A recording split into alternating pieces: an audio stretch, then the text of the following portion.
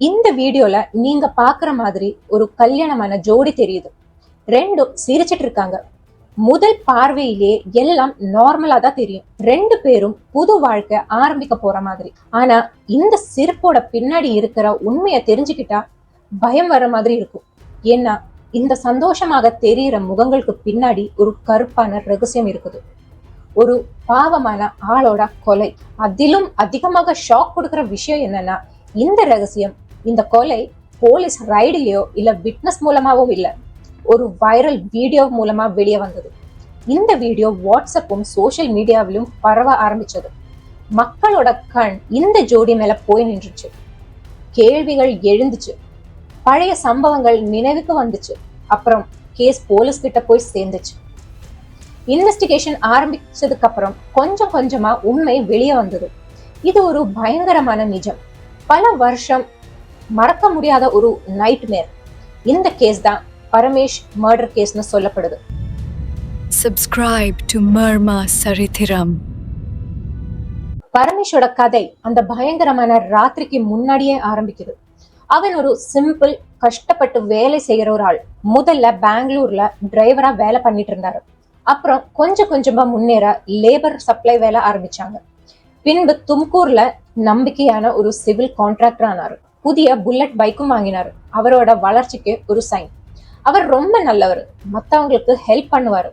இந்த நேரத்துலதான் அவர் வாழ்க்கையில ஆஷா வந்தாங்க. இருவருக்கும் இது செகண்ட் மேரேஜ்.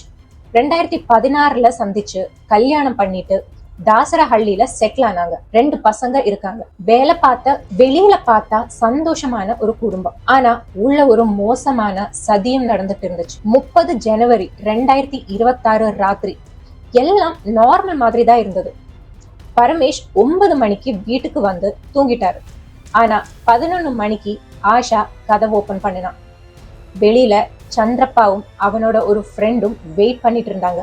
அவங்க உள்ள வந்து பரமேஷ அட்டாக் பண்ணினாங்க. அவனோட கால் கட்டி போட்டுட்டு வாயில துணிய திருவினாங்க. சந்திரப்பா அவனோட மேல உட்கார்ந்து ஹோல்ட் பண்ணினான்.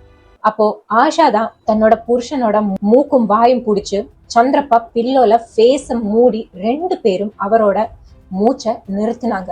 கொஞ்ச நேரத்திலேயே அவர் இறந்து போயிட்டாரு. அதுக்கப்புறம் இவங்க எவிடன்ஸை அழிக்க பிளான் பண்ணினாங்க. இந்த மனைவி என்ன பண்ணா, ஃபேஸ்ல கிரீமும் வேஸ்லினும் அப்ளை பண்ணினா, மார்க்ஸ் தெரியாம இருக்க. 1 மணிக்கு ரிலேட்டிவ்ஸ்க்கு கால் பண்ணிட்டு செஸ்ட் பெயின்னு சொல்லி டிராமா பண்ணினா.